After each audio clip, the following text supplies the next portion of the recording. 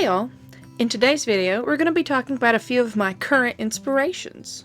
I was thinking, we as artists, and as humans, all have different interests and loves, so why not share your interest with everyone else? Because that's what makes you you. That's what makes you the person you are. So one of the many current inspirations that I have and have always had would be Magic the Gathering. If you're unfamiliar with Magic, the game itself, odds are you've probably seen the artwork a time or two just in passing.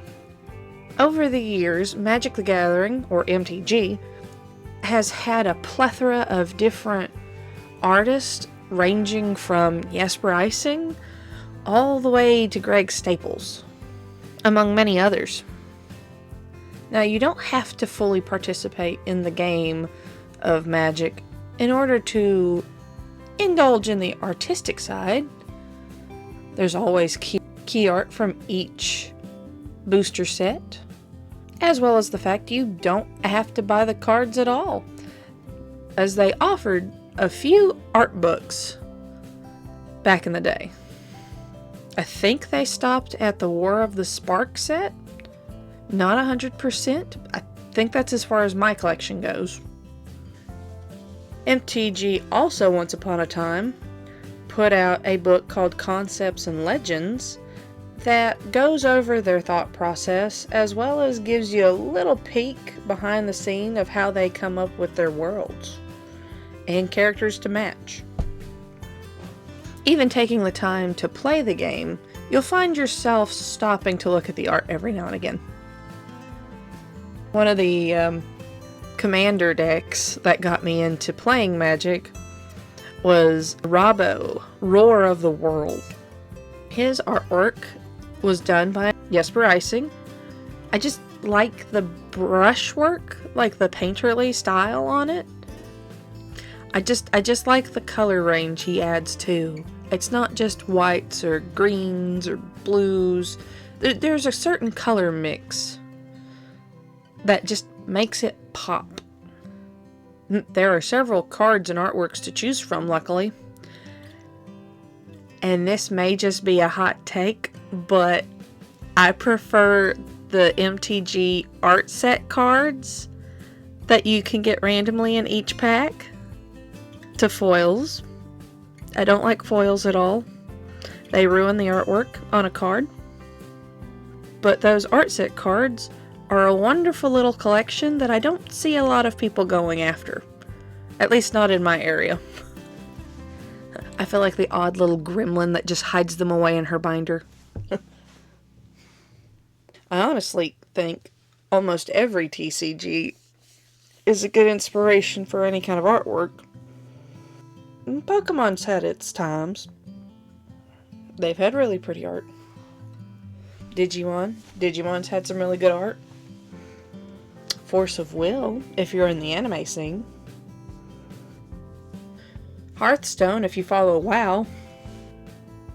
And as I stated in a previous video, you can honestly take inspiration from anything you enjoy.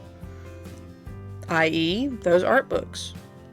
Art books don't even have to be for a particular fandom. You could just pick up a manga and that works as an art book. Even a Western comic book could work as an art book. As a matter of fact, currently I've been reading Thundercats and Gatchaman, of which I grew up with, and am really thrilled to see them making a comeback / reboot. I don't know if you qualify those as reboots. So far it's been astounding though. But back to Magic the Gathering. If you follow any kind of fantasy or now even sci-fi art, you can take a look in MTG's catalog and you'll find that there are wonderful, wonderful examples of dark horror fantasy with Innistrad. There's almost Egyptian mythology inspired with Amonkhet. Mesoamerican with any of the Ixalan sets. in case you like dinosaurs and vampires. And cats. Dino cats are a thing. No, that's Ikoria. And then if you are into the sci-fi side, the new Edge of Eternity set that came out a couple months ago is wonderful for a sci-fi theme. It has starships, ports, and again, where I mentioned the art books, you don't even have to buy the cards. Amazon is a wonderful place to double check on any kind of art book. Usually what I'll do is I'll go out to any of the local bookstores, skim their shelves, and depending on the price, I might hold off and scout around for a cheaper price, because sometimes I'll catch them a lot lower on either thrift books or Barnes & Noble, BAM, Amazon. If price is not a problem, just go ahead and pick the darn thing up there.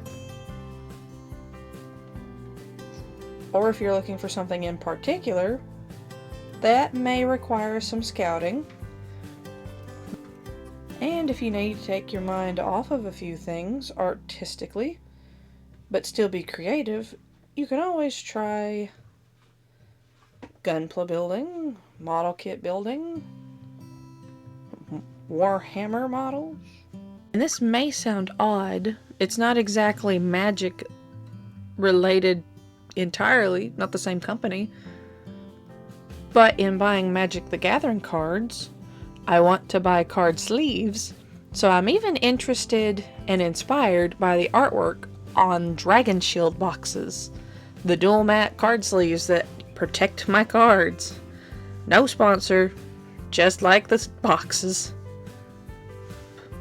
On a fun note, they had done a Player's Choice contest 2 years in a row.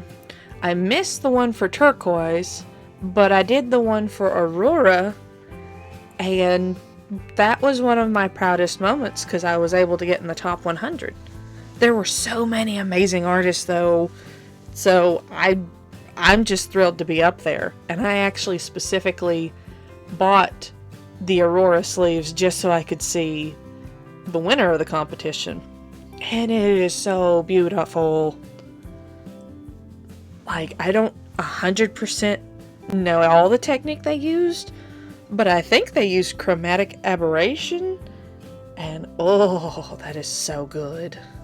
Like, it really fits the theme of Aurora. It feels like an Aurora Borealis. So yeah, I think that'll do it for now. See y'all later. Bye. Don't be ashamed as an artist to have other hobbies or interests, because those inspire you to create what you love.